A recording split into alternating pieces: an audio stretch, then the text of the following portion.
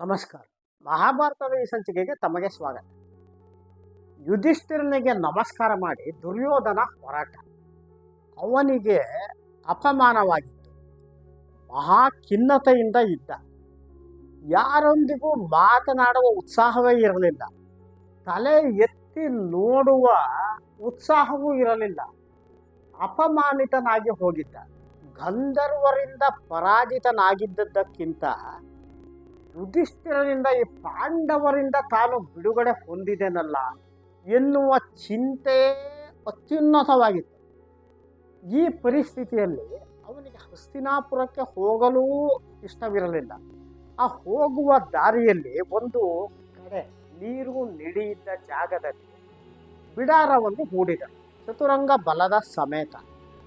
ಅಲ್ಲಿಗೆ ಈ ಕರ್ಣ, ಗಂಧರ್ವರಿಂದ ಪರಾಜಿತನಾಗಿ ಓಡಿ ಹೋಗಿದ್ದ ಕರ್ಣ ಅಲ್ಲಿಗೆ ಬಂದ. ಅವನು ದುರ್ಯೋಧನನನ್ನು ಕಂಡ. ಅತ್ಯಂತ ಸಂತೋಷದಿಂದ ಮಾತನಾಡಿದ. ಪ್ರಿಯ ಮಿತ್ರ ದುರ್ಯೋಧನ, ನಾನು ನಿನ್ನನ್ನು ಈ ರೀತಿ ನೋಡುತ್ತೇನೆ ಎಂದೇ ತಿಳಿದುಕೊಂಡಿರಲಿಲ್ಲ. ನಾನು ನಾಚಿಕೆಯಿಂದ ಹೇಳುತ್ತಿದ್ದೇನೆ. ಆ ಯುದ್ಧದಲ್ಲಿ ನಾನು ಸಂಪೂರ್ಣ ಗಾಯಗೊಂಡೆ. ಆ ಗಂಧರ್ವರನ್ನು ಎದುರಿಸುವ ಶಕ್ತಿಯೇ ನನ್ನಲ್ಲಿರಲಿಲ್ಲ. ಪ್ರಾಣ ಉಳಿಸಿಕೊಳ್ಳುವ ಸಲುವಾಗಿ ನಾನು ಆ ವಿಕರ್ಣನ ರಥಕ್ಕೆ ನೆಗೆದೆ. ಅಲ್ಲಿಂದ ಯುದ್ಧ ರಂಗದಿಂದ ಹೊರಟು ಹೋಗಬೇಕಾದ ಪರಿಸ್ಥಿತಿ ನನಗೆ ಬಂತು. ನೀವು ಮತ್ತು ನಿನ್ನ ಸಹೋದರರು, ನೀವು ಆ ಗಂಧರ್ವರ ಮೇಲೆ, ಮಾಯಾವಿಗಳು, ಅವರ ಮೇಲೆ ಅಭೂತಪೂರ್ವ ವಿಜಯವನ್ನು ಸಾಧಿಸಿ ಬಂದಿದ್ದೀರಾ. ಇದು ನಿಜಕ್ಕೂ ಅಭಿನಂದನೀಯ ಎಂದ ಕರ್ಣ. ಇದನ್ನು ಕೇಳಿ ದುರ್ಯೋಧನನಿಗೆ ದುಃಖವಾಯಿತು. ಕೊರಳುಬ್ಬಿ ಬಂತು. ಕಣ್ಣಲ್ಲಿ ನೀರು ತುಂಬಿಕೊಂಡಿತು. ಅವನಿಗೆ ಮಾತನಾಡುವುದೇ ಕಷ್ಟವಾಯಿತು.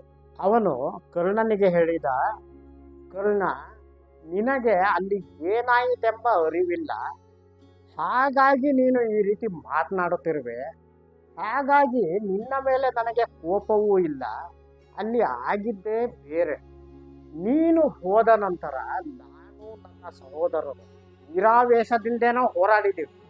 ಆದರೆ ಆ ಗಂಧರ್ವರು ನಮಗಿಂತ ಬಲಶಾಲಿಗಳಾಗಿದ್ದವರು. ಅವರು ಭೂಮಿಯ ಮೇಲೆ, ಆಕಾಶದಲ್ಲಿ ಯುದ್ಧ ಮಾಡುತ್ತಿದ್ದರು. ಮಾಯಾವಿಗಳು ಮಾಯದಿಂದ ಬಾಣವನ್ನು ಬಿಡುತ್ತಿದ್ದರು. ಅವರನ್ನು ಎದುರಿಸುವುದಕ್ಕೆ ನಮಗೆ ಆಗಲೇ ಇಲ್ಲ. ಆಗ ಗಂಧರ್ವರು ನನ್ನನ್ನು, ನನ್ನ ಸೋದರರನ್ನು, ಪತ್ನಿಯರನ್ನು ಎಲ್ಲರನ್ನೂ ಸೆರೆ ಹಿಡಿದರು. ಅವರು ಇನ್ನೇನು ನಮ್ಮನ್ನು ಆಕಾಶ ಮಾರ್ಗದಲ್ಲಿ ಕರೆದುಕೊಂಡು ಹೋಗಬೇಕು ಎನ್ನುತ್ತಿರುವಲ್ಲಿ ನನ್ನ ಕೆಲವು ಮಂತ್ರಿಗಳು ಮತ್ತು ಸೈನಿಕರು ಅಲ್ಲಿಯೇ ಇದ್ದ ಮಹಾತ್ಮನಾದ ಯುಧಿಷ್ಠಿರನ ಬಳಿಗೆ ಹೋದರು. ನಮ್ಮನ್ನು ಬಿಡಿಸಿ ರಕ್ಷಣೆ ಮಾಡಿ ಎಂದು ಕೇಳಿಕೊಂಡರು. ಆ ಯುಧಿಷ್ಠಿರ ತನ್ನ ತಮ್ಮಂದಿರಿಗೆ ಆದೇಶ ನೀಡಿದ, ಬಿಡಿಸಿಕೊಂಡು ಬನ್ನಿ ಎಂದು. ಪಾಂಡವರು ಅಲ್ಲಿಗೆ ಬಂದರು.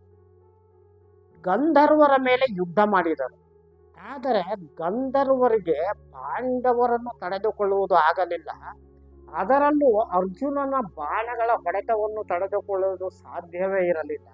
ಅವರು ನಾವು ಸೆರೆ ಸಿಕ್ಕವರ ಜೊತೆಗೆ ಆಕಾಶಕ್ಕೆ ಹಾರಿದರು. ಆದರೆ ಅರ್ಜುನ ಬಿಡಲಿಲ್ಲ. ಅಲ್ಲಿಯೇ ಅವರನ್ನೂ ಸೇರಿಸಿ ಒಂದು ಶರಪಂಜರವನ್ನೇ ಮಾಡಿಬಿಟ್ಟ. ಕಡೆಗೆ ಗಂಧರ್ವರಾಜ ಚಿತ್ರಸೇನ ಅಂತರ್ಧನನಾಗಿಯೇ ಅರ್ಜುನನೊಂದಿಗೆ ಯುದ್ಧ ಮಾಡಿದ. ನಂತರ ಪ್ರಕಟನಾದ. ಅವನು ಪ್ರತ್ಯಕ್ಷವಾದಾಗ ಆ ಅರ್ಜುನ, ಚಿತ್ರಸೇನ ಇಬ್ಬರು ಹಳೆಯ ಸ್ನೇಹಿತರಂತೆ ಒಬ್ಬರಿಗೊಬ್ಬರು ಒಪ್ಪಿಕೊಂಡರು. ಉಳಿದ ಪಾಂಡವರು ಅವನನ್ನು ಆಲಿಂಗಿಸಿದರು. ಆದರೆ ಅರ್ಜುನ ನನ್ನ ಬಿಡುಗಡೆಗೆ ಕೇಳಿದ್ದ ಕೋರಿಕೆಯನ್ನು ಆ ಗಂಧರ್ವ ರಾಜ ನಿರಾಕರಿಸಿದ. ನಮ್ಮನ್ನು, ಅಂದರೆ ನಾವು ಬಂದಿಗಳಾಗಿಯೇ ಯುಧಿಷ್ಠಿರನ ಬಳಿಗೆ ಇವರೊಂದಿಗೆ ಹೋದೆವು. ಅಲ್ಲಿ ಗಂಧರ್ವ ರಾಜ ನಾವು ರಹಸ್ಯ ಮಂತ್ರಾಲೋಚನೆಯಲ್ಲಿ ದ್ವೈತ ವನಕ್ಕೆ ಹೋಗಲು ಮಾಡಿದ್ದನ್ನೆಲ್ಲ ಯುಧಿಷ್ಠಿರನ ಬಳಿಗೆ ಹೇಳಿದ. ನನಗೆ ನಾಚಿಕೆಯಿಂದ ತಲೆ ತಗ್ಗಿಸುವಂತೆ ಆಯಿತು. ಯುಧಿಷ್ಠಿರನ ಕೋರಿಕೆಯ ಮೇಲೆ ನಮ್ಮ ಬಿಡುಗಡೆಯಾಯಿತು. ನಮ್ಮ ಪತ್ನಿಯರ ಎದುರಿನಲ್ಲೇ ನಾವು ಬಂದಿಗಳಾಗಿದ್ದೆವು. ನಮ್ಮ ಪತ್ನಿಯರ ಎದುರಿನಲ್ಲೇ ನಾವು ಆ ಯುಧಿಷ್ಠಿರನಿಂದ ಬಿಡುಗಡೆಗೊಂಡೆವು. ನಮ್ಮ ಆಜನ್ಮ ವೈರಿಗಳು ಅವರು. ಅವರಿಂದ ನನಗೆ ಜೀವದಾನ ದೊರೆಯಿತು ಕರ್ಣ. ಇದಕ್ಕಿಂತ ಘೋರವಾದದ್ದು ಇನ್ನೇನಿದೆ? ನಾನು ಆ ಗಂಧರ್ವ ರಾಜನೊಂದಿಗೆ ಯುದ್ಧದಲ್ಲಿ ಮಡಿದಿದ್ದರೆ ಅದೇ ಚೆನ್ನಾಗಿತ್ತು. ನನಗೆ ವೀರ ಸ್ವರ್ಗವಾದರೂ ಸಿಗುತ್ತಿತ್ತು. ನಾನು ಈಗ ಯಾವ ಮುಖ ಹೊತ್ತುಕೊಂಡು ರಾಜಧಾನಿಗೆ ಬರಲಿ? ಅಲ್ಲಿ ಮಹಾರಾಜ ಕೇಳಿದರೆ ನಾನು ಏನು ಹೇಳಲಿ? ಭೀಷ್ಮ, ದ್ರೋಣ, ಕೃಪಾಚಾರ್ಯ, ವಿದುರ, ಬಾಹ್ಲಿಕ, ಸೋಮದತ್ತ ಆ ಹಿರಿಯರಿಗೆ ನಾನು ಏನು ಹೇಳಲಿ? ಅವರು ನನ್ನನ್ನು ಏನೆಂದು ತಿಳಿದುಕೊಳ್ಳಬಹುದು? ನಾನು ಮಾಡಿದ್ದು ದುಷ್ಟ ಮತ್ತು ಹೇಯ ಕೃತ್ಯವಾಗಿದೆ. ನನ್ನ ಅಹಂಕಾರಕ್ಕೆ ತಕ್ಕ ಶಾಸ್ತಿಯಾಯಿತು. ನಾನು ರಾಜಧಾನಿಗೆ ಹಿಂತಿರುಗುವುದಿಲ್ಲ. ನಾನು ಪ್ರಾಯೋಪವೇಶ ಮಾಡಿ ಸಾಯುತ್ತೇನೆ ಎಂದ. ಪ್ರಾಯೋಪವೇಶ ಅಂದರೆ ಈ ಅನ್ನ, ಆಹಾರ, ನೀರು ಇವುಗಳನ್ನು ಬಿಟ್ಟು ಧ್ಯಾನಾಸಕ್ತನಾಗಿ ಕುಳಿತು ಪ್ರಾಣವನ್ನು ತೊರೆಯುವುದು. ಇದನ್ನು ಕೇಳಿ ಎಲ್ಲರಿಗೂ ದಿಗಿಲಾಯಿತು. ಈ ದುರ್ಯೋಧನನ ಎದುರಿಗೆ ಅವನ ತಮ್ಮ ದುಶ್ಯಾಸನ ಮಂಕು ಬಡಿದವನಂತೆ ನಿಂತಿದ್ದ. ದುರ್ಯೋಧನ ದುಶ್ಯಾಸನನನ್ನು ಕರೆದ. ದುಶ್ಯಾಸನನಿಗೆ ಹೇಳಿದ, ಇನ್ನು ಮುಂದೆ ನೀನೇ ರಾಜನ ಕರ್ಣ, ಶಕುನಿಯರು ನಿನ್ನ ರಕ್ಷಣೆ ಮಾಡುತ್ತಾರೆ. ಪ್ರಜೆಗಳನ್ನು ರಕ್ಷಣೆ ಮಾಡು. ಅವರು ನಿನಗೆ ಒಳಿತನ್ನು ಬಯಸುತ್ತಾರೆ. ಗುರು ಹಿರಿಯರನ್ನು ಆದರಿಸು. ಬ್ರಾಹ್ಮಣರನ್ನು ಎಚ್ಚರಿಕೆಯಿಂದ ನೋಡಿಕೊ. ವಿಷ್ಣು ತನ್ನ ದೇವತೆಗಳನ್ನು ಹೇಗೆ ಪ್ರೀತಿಯಿಂದ ನೋಡಿಕೊಳ್ಳುತ್ತಾನೋ ಹಾಗೆ ನಿನ್ನ ಪರಿವಾರವನ್ನು ಸಲಹು. ದುಶ್ಯಾಸನ, ನೀನು ಉಳಿದವರೊಂದಿಗೆ ಈಗ ರಾಜಧಾನಿಗೆ ಹೋಗು ಎಂದ. ಇದನ್ನು ಕೇಳಿದ ಕೂಡಲೇ ದುಶ್ಯಾಸನ ಆಘಾತಕ್ಕೆ ಒಳಗಾದ. ಅವನ ಕಣ್ಣಿಂದ ನೀರು ಹರಿಯುತ್ತಿತ್ತು. ಅವನು ದುರ್ಯೋಧನನಿಗೆ ಹೇಳಿದ, ಅಣ್ಣ, ನಾನು ನಿನ್ನನ್ನು ಬಿಟ್ಟು ಎಲ್ಲಿಗೂ ಹೋಗುವುದಿಲ್ಲ. ಸಮುದ್ರ ಇಂಗಿ ಹೋಗಬಹುದು, ಸೂರ್ಯ ತನ್ನ ಪ್ರಭೆಯನ್ನೇ ಕಳೆದುಕೊಳ್ಳಬಹುದು, ಚಂದ್ರ ತನ್ನ ತಂಪನ್ನು ಕಳೆದುಕೊಳ್ಳಬಹುದು, ಭೂಮಿ ಇಬ್ಬಾಗವಾದರೂ ಸರಿ, ನೀನೇ ಯಾವತ್ತಿಗೂ ಎಂದಿದ್ದರೂ ನನ್ನ ರಾಜನೇ, ನೀನೇ ರಾಜ, ನಾನು ಹೋಗುವುದಿಲ್ಲ ಎಂದು ಅವನ ಪಾದಗಳ ಮೇಲೆ ಬಿದ್ದು ಕಣ್ಣೀರಿನಿಂದ ಅವನ ಕಾಲುಗಳನ್ನು ತೊಳೆದ. ಇದನ್ನು ನೋಡುತ್ತಿದ್ದ ಕರ್ಣ ಮುಂದೆ ಬಂದ. ಕರ್ಣ ಅವರಿಬ್ಬರಿಗೂ ಹೇಳಿದ, ದುಃಖಿತರ ಮುಂದೆ ದುಃಖದಿಂದ ಮಾತನಾಡಿದರೆ ಇನ್ನೇನಾಗುತ್ತದೆ? ಧೈರ್ಯ ತಂದುಕೊಳ್ಳಬೇಕು. ಪಾಂಡವರು ನಿನಗೆ ಒಳಿತನ್ನು ಮಾಡಿದರು ಅಲ್ಲವೇ? ಅದು ಅವರ ಕರ್ತವ್ಯವೇ ಆಗಿತ್ತು. ಅವರು ಇದ್ದಿದ್ದು ಎಲ್ಲಿ? ಅವರು ನಮ್ಮ ರಾಜ್ಯದಲ್ಲೇ ಇದ್ದರು. ಅವರು ನಿನ್ನ ಪ್ರಜೆಗಳಾದ ಮೇಲೆ ಅವರು ರಾಜನಿಗೆ ಒಳಿತನ್ನೇ ಬಯಸಬೇಕಲ್ಲವೇ?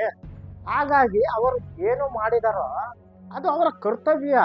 ಇನ್ನೂ ಹೇಳಬೇಕೆಂದರೆ ಗಂಧರ್ವ ರಾಜನೊಂದಿಗೆ ಯುದ್ಧಕ್ಕೆ ಹೋದಾಗಲೇ ಅವರು ಬರಬೇಕಾಗಿತ್ತು. ಅವರು ಬರಲಿಲ್ಲ. ನೋಡು ದುರ್ಯೋಧನ, ಪ್ರಿಯ ಮಿತ್ರ, ಆ ಪಾಂಡವರಿಂದ ನಿನಗೆ ಸಕಲವೂ ಬಂತು. ಧನ, ಕನಕ, ಐಶ್ವರ್ಯ, ವಾಹನಗಳು, ಸಂಪತ್ತು, ಇಡೀ ರಾಜ್ಯವೇ ನಿನ್ನದಾಗಿ ಬಂತು. ಅದಕ್ಕೆ ಅವರೇನಾದರೂ ಪ್ರಾಯೋಪವೇಶ ಮಾಡಿಕೊಂಡರೆ ಅವರು ಧೈರ್ಯವಾಗಿ ಇಲ್ಲವೇ? ಹಾಗೆ ನೀನೂ ಸಹ ಇರಬೇಕು. ಇದು ಈ ಪ್ರಾಯೋಪವೇಶದ ಯೋಚನೆಯನ್ನು ತ್ಯಜಿಸು ಮಿತ್ರ ಎಂದ ಕರ್ಣ. ಶಕುನಿ ಮತ್ತೆ ಮಾತನಾಡಿದ. ಅವನು ಹೇಳಿದ, ಕರ್ಣ ಏನು ಹೇಳುತ್ತಿದ್ದಾನೋ ಅದು ಸರಿಯಾಗಿ. ಪಾಂಡವರು ನಿನಗೆ ಉಪಕಾರ ಮಾಡಿದ್ದ. ಆ ಉಪಕಾರಕ್ಕೆ ನೀನು ಪ್ರಾಯೋಪವೇಶ ಮಾಡುವುದೇ? ಆತ್ಮಹತ್ಯೆಯ ದಾರಿಯನ್ನು ನೀನು ಹಿಡಿಯುತ್ತೆ. ಅವರು ಏನಾದರೂ ನಿನಗೆ ಕೆಡುಕನ್ನು ಮಾಡಿದ್ದರೆ ನೀನು ಇನ್ನೇನು ಮಾಡಿಕೊಳ್ಳುತ್ತಿದ್ದೀಯೋ ನನ್ನ ಪ್ರೀತಿಯ ಅಳಿಯ? ನಾನು ನಿನಗೆ ಆ ರಾಜ್ಯವನ್ನು ಬಹಳ ಕಷ್ಟಪಟ್ಟು ಕೊಡಿಸಿಕೊಟ್ಟೆ. ಈಗ ನಿನಗೆ ಪಾಂಡವರು ಉಪಕಾರ ಮಾಡಿದ್ದಾರೆ ತಾನೆ? ನೀನು ಅವರಿಗೆ ಪ್ರತ್ಯುಪಕಾರವನ್ನು ಮಾಡಿದೆ. ಅವರ ರಾಜ್ಯವನ್ನು ಅವರಿಗೆ ಮರಳಿ ಕೊಡು. ಅವರೊಂದಿಗೆ ಸ್ನೇಹದಿಂದಿರು, ನೆಮ್ಮದಿಯಾಗಿ ಇರು ಎಂದ ಶಕುನಿ. ಬೀಸುವ ದೊಣ್ಣೆ ತಪ್ಪಿದರೆ 100 ವರ್ಷ ಆಯಸ್ಸು ಎನ್ನುವಂತೆ ಶಕುನಿ ಮಾತನಾಡಿದ. ಆದರೆ ಇದಾವುದು ದುರ್ಯೋಧನನ ಮನಸ್ಸಿನ ತಳಮಳವನ್ನು ಕಡಿಮೆ ಮಾಡಲು ಅವನು ಅಲ್ಲೇ ದರ್ಬೆಯನ್ನು ಹಾಸಿ ಅದರ ಮೇಲೆ ಧ್ಯಾನದಿಂದ ಕುಳಿತ. ಪ್ರಾಯೋಪವೇಶಕ ಈಗ ಅಷ್ಟು ಹೊತ್ತಿಗೆ ರಾತ್ರಿಯಾಗುತ್ತಾ ಬಂತು. ಇವನ ಪ್ರಾಯೋಪವೇಶದ ವರ್ತಮಾನ ಪಾತಾಳದಲ್ಲಿರುವ ದೈತ್ಯ ದಾನವರಿಗೆ ತಿಳಿಯಿತು. ಅವರು ಈ ದುರ್ಯೋಧನನ ಮೂಲಕವೇ ದೇವತೆಗಳನ್ನು ನಾಶ ಮಾಡಬೇಕೆಂದಿದ್ದರು. ಅವರಿಗೆ ಅದು ಅವರ ಯೋಜನೆಯಾಗಿತ್ತು. ಅವರಿಗೆ ಇದು ಸರಿ ಹೋಗಲಿಲ್ಲ. ಅವರು ತಕ್ಷಣವೇ ಒಂದು ಯಜ್ಞವನ್ನು ಮಾಡಿದರು. ಆ ಯಜ್ಞದಿಂದ ಒಂದು ಕೃತ್ಯೆ ಹುಟ್ಟಿತು. ಕೃತ್ಯೆ ಅಂದರೆ ಒಂದು ಸ್ತ್ರೀ ದೈವ. ಸಾಮಾನ್ಯವಾಗಿ ಈ ಮಾಟ ಮಂತ್ರಗಳಿಂದ ಅಥವಾ ಯಜ್ಞ ಯಾಗಾದಿಗಳಿಂದ ಬರುವ ಒಂದು ದೈವವಾಗಿತ್ತು, ಭೂತವಾಗಿತ್ತು. ಆ ಕೃತ್ಯೆಗೆ ಅವರು ಹೇಳಿದರು, ಆ ದುರ್ಯೋಧನ ಪ್ರಾಯೋಪವೇಶದ ಯೋಚನೆಯಲ್ಲಿದ್ದಾನೆ, ಯಾರಿಗೂ ಗೊತ್ತಾಗದಂತೆ ತಕ್ಷಣವೇ ಹೋಗಿ ಅವನನ್ನು ಕರೆದುಕೊಂಡು ಬಾ ಎಂದರು. ಕೃತ್ಯೆ ಅಲ್ಲಿಗೆ ಹೋದಾಗ ಅದು ರಾತ್ರಿಯ ಸಮಯವೇ ಆಗಿತ್ತು. ಅವಳು ಕ್ಷಣಾರ್ಧದಲ್ಲಿ ಆ ದುರ್ಯೋಧನನನ್ನು ಎತ್ತಿಕೊಂಡು ಪಾತಾಳಕ್ಕೆ ಬಂದರು. ದೈತ್ಯರುಗಳೆಲ್ಲ ಅವನನ್ನು ಸುತ್ತುವರಿದರು.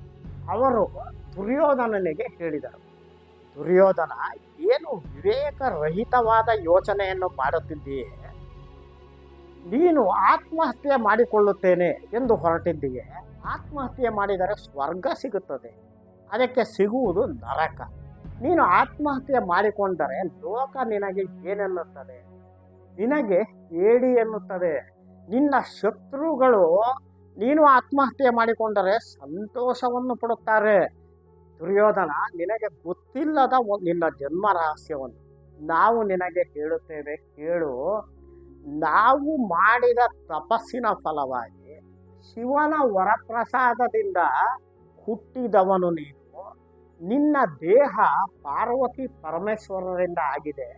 ನಿನ್ನ ಸ್ವಂಟದ ಮೇಲುಗಡೆಯ ಭಾಗ ಅದು ವಜ್ರಾಕಾಯವಾಗಿದೆ, ಕಠಿಣವಾಗಿದೆ. ಯಾವುದೇ ಆಯುಧದಿಂದ ಅದನ್ನು ಏನು ಮಾಡಲು ಸಾಧ್ಯವಿಲ್ಲ. ನಿನ್ನ ಸೊಂಟದ ಕೆಳಗಿನ ಭಾಗ ಅದು ಕೋಮಲವಾಗಿದೆ. ನೀನು ದಿವ್ಯ ಪುರುಷ, ಸಾಮಾನ್ಯವಾದ ಮಾನವನೇ ನೀನಲ್ಲ. ಈ ಅಲ್ಪ ಅವಮಾನಕ್ಕೆ ಆತ್ಮಹತ್ಯೆ ಮಾಡಿಕೊಳ್ಳುವುದಕ್ಕೆ ಹೊರಟಿದ್ದೀಯೇ. ನೋಡು, ಹಿಂದೆ ಇದ್ದ ದೈತ್ಯರುಗಳು, ರಾಕ್ಷಸರುಗಳು, ಅವರು ಕ್ಷತ್ರಿಯರಾಗಿ ಜನ್ಮ ತಾಳಿದ್ದಾರೆ. ಅವರು ನಿನಗೆ ಯುದ್ಧದಲ್ಲಿ ಇವರೆಲ್ಲರನ್ನು ಧ್ವಂಸ ಮಾಡಲು ಸಹಾಯ ಮಾಡುತ್ತಾರೆ. ಆ ಶ್ರೀಕೃಷ್ಣನಿಂದ ಹತನಾದನಲ್ಲ ನರಕಾಸುರ, ಅವನ ಆತ್ಮವೇ ಈಗ ಕರ್ಣನಲ್ಲಿರುವುದು. ಅವನು ಈ ಪಾಂಡವರನ್ನು ನಾಶ ಮಾಡಲು ಹೊಂಚು ಹಾಕುತ್ತಿದ್ದಾನೆ. ಅವನು ಯುದ್ಧದಲ್ಲಿ ಅವರನ್ನು ಧ್ವಂಸ ಮಾಡುತ್ತಾನೆ. ಈ ವಿಷಯ ದೇವೇಂದ್ರನಿಗೂ ಗೊತ್ತು. ಆದ್ದರಿಂದ ಇಂದ್ರ ಕರ್ಣನ ಕವಚ ಕುಂಡಲಗಳನ್ನು ಕೇಳಲು ಬರುತ್ತಾನೆ. ಅಷ್ಟೇ ಅಲ್ಲ, ನಾವು ಸಂಸಪ್ತಕರು ಎನ್ನುವ ಸೇನೆಯನ್ನು ನಿನಗೋಸ್ಕರ ಸಿದ್ಧ ಮಾಡಿದ್ದೇವೆ. ನಿನ್ನಿಂದ ಇದಷ್ಟೇ ಅಲ್ಲ, ದೇವತೆಗಳ ಹತ್ಯೆಯೂ ಸಹ ಆಗಬೇಕು. ದುರ್ಯೋಧನ, ಈ ಮಾರ್ಗ ನಿನಗೆ ಸಲ್ಲದು. ಆತ್ಮಹತ್ಯೆ ಮಾರ್ಗ ನಿನಗಲ್ಲ ಎಂದರು. ಹೀಗೆ ಪರಿಯಾಗಿ ಹೇಳಿದ ಮೇಲೆ ದುರ್ಯೋಧನ ಸಮಾಧಾನಗೊಂಡ. ನಂತರ ಕೃತ್ಯೆ ಅವನನ್ನು ಕ್ಷಣಾರ್ಧದಲ್ಲಿ ಮತ್ತೆ ತಂದು ಮೊದಲಿದ್ದ ಸ್ಥಾನಕ್ಕೆ ಸೇರಿಸಿದ. ದುರ್ಯೋಧನನಿಗೆ ಇದೇನು ಕನಸೋ ನನಸೋ ಅರ್ಥವಾಗಲಿಲ್ಲ. ಆದರೆ ಇದು ವಾಸ್ತವವಿರಬೇಕು ಎಂದು ಕಡೆಯಲ್ಲಿ ಅನಿಸಿತು. ಅವನಿಗೆ ನಾನು ಪಾಂಡವರನ್ನು ಗೆಲ್ಲಬಲ್ಲೆ ಎಂದೂ ಸಹ ಅನಿಸಿತು. ಅವನಿಗೆ ವಿಶ್ವಾಸ ಬಂತು. ಮಾರನೆಯ ದಿನ ಬೆಳಗ್ಗೆ ಕರ್ಣ ಬಂತು. ದುರ್ಯೋಧನನಿಗೆ ಹೇಳಿದ, ಪ್ರಿಯ ಮಿತ್ರ ದುರ್ಯೋಧನ, ಸತ್ತು ಹೋದರೆ ಶುಭವೆಲ್ಲಿ ಕಾಣುತ್ತೇವೆ, ಜಯವನ್ನೆಲ್ಲಿ ಕಾಣುತ್ತೇವೆ? ಬದುಕಿದ್ದರೆ ತಾನೇ ಶುಭ, ಜಯ ಎಲ್ಲವೂ ಬದುಕಿದ್ದರೆ. ನೀನು ಆ ಅರ್ಜುನನ ಪರಾಕ್ರಮವನ್ನು ಆ ಗಂಧರ್ವರೊಂದಿಗೆ ಯುದ್ಧ ಮಾಡುವಾಗ ನೋಡಿ ದಿಗಿಲಾಗಿರಬಹುದು. ಆದರೆ ನಾನು ಈಗ ಪ್ರತಿಜ್ಞೆ ಮಾಡುತ್ತೇನೆ, ಕೇಳು. ದುರ್ಯೋಧನ, ನಾನು 13 ವರ್ಷಗಳ ನಂತರ ಆ ಅರ್ಜುನನನ್ನು ಕೊಲ್ಲುತ್ತೇನೆ, ಪಾಂಡವರನ್ನು ನಿನಗೆ ಒಪ್ಪಿಸುತ್ತೇನೆ, ಇದು ಸತ್ಯ ಎಂದು ನುಡಿ. ದುರ್ಯೋಧನ ಇನ್ನಷ್ಟು ಪ್ರಸನ್ನ ಚಿತ್ತನಾದ. ನಂತರ ಚತುರಂಗ ಬಲದೊಂದಿಗೆ ಮತ್ತೆ ಹಸ್ತಿನಾಪುರದ ಕಡೆಗೆ ಹೊರಟ. ನಮಸ್ಕಾರ. ಮುಂದಿನ ಸಂಚಿಕೆಯಲ್ಲಿ ನೋಡೋಣ.